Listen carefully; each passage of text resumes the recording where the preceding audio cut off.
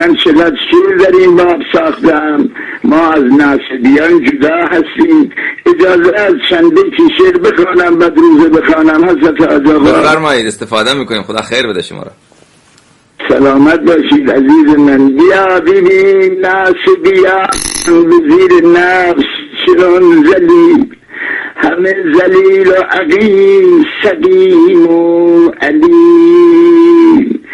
ذکر به دیدنشان به دیده هایشان گم نموده ان سقیم.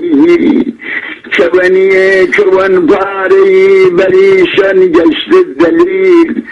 گشادی مقدش گشادی قارهای آقا.